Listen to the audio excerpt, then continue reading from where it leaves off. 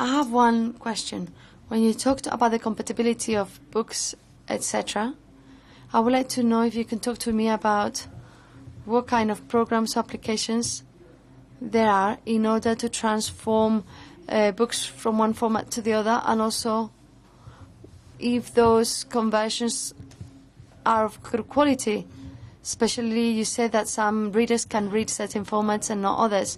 Well, currently, regarding automatic tools for the conversion of digital books, there's a few, but it depends on the format, and it also depends on the user handling the device, but also the user who's the target. For instance, and you all know this, when we want to create a PDF, for that PDF to be accessible, we have to take into account certain requirements. And the truth is that the PDF, even though they say so, is not freely accessible because the structure it has is minimum.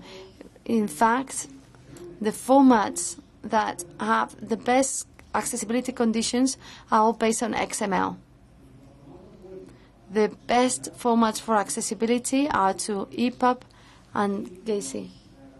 And the accessible tool to produce this kind of content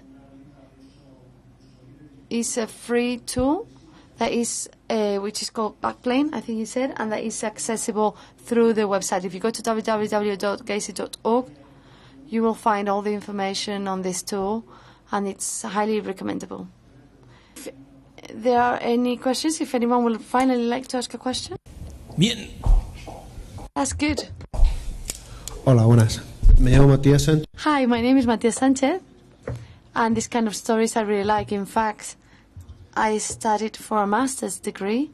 I did a module on RFID for security reasons. And I have a question. It would be interesting for this technology to be taken to mobile phones so that a blind person could take it to a supermarket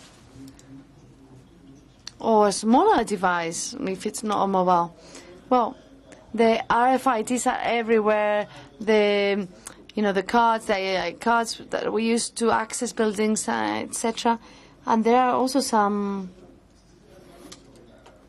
what we called some cards that are RFIDs, and they work as if they were credit cards. I'm not very much interested in the technology. The only thing I am interested about technology is offering possibilities to my students. What I want is for the work that has been done with a teacher next to us, with a teacher that is always interacting with a student,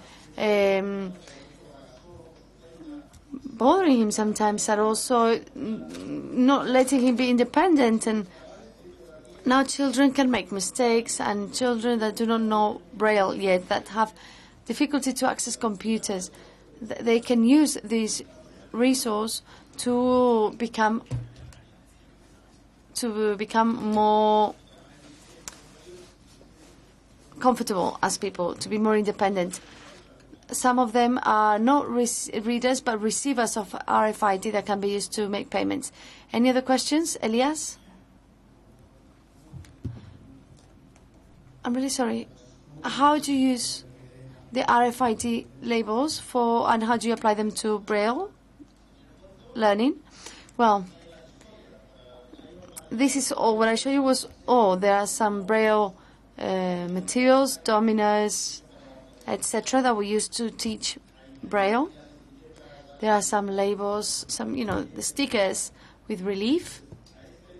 And to this physical object, we glue the RFID label, and we associate this Braille instrument to a voice, to a story. The great thing about the RFID labels is that the material, for instance, here I have a aubergine, and this aubergine is a toy, but can be used. Then I have the logical blocks, the triangle, the square, and you can touch it, and the computer will interact. There's a whole multimedia. For instance, the computer will say, give me a red triangle, and you recognize it because of the Braille, and the computer will recognize it because of the RFID.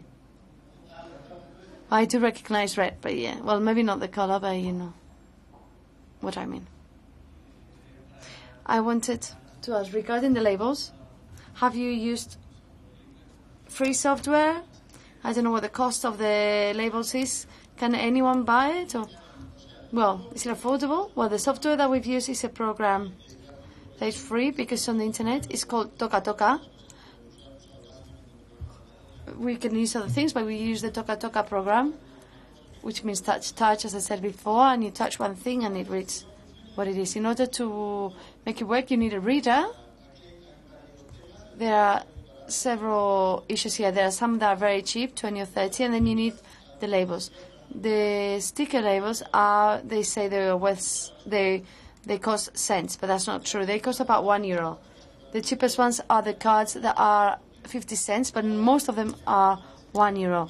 And that means that this material has to be reusable. It cannot just be one-use, a single-use material. And normally it's got a number, and this number is what you use to continue with the activity. But if you have any further questions or anything, just you can send me an email or write to me. All the information is on the internet. Any other questions? I have one extra question. Have you thought of implementing this program in a pilot school, or do you have any pilot projects? Well, this system is now being used on 2 schools. One in the ONCE of Barcelona, in the Manamás Center of Barcelona, but also in a special education school in Manamós, and also in Seville. And we're even trying to see if there's any companies that would like to market it.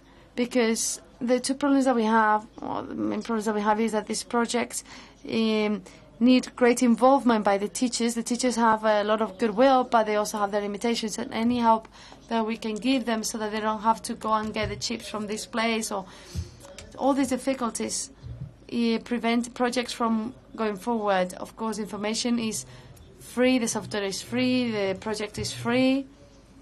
You just need to find all the components, etc. But all that just takes time. And so we are open to any suggestion. We are promoting this. We're open to any suggestions so that anyone who would like to use it can use it. Perfect. Well, that was a perfect demo. Thank you very much. We can now close this afternoon session. Thank you very much for your attendance, and we'll see you tomorrow morning. Thank you.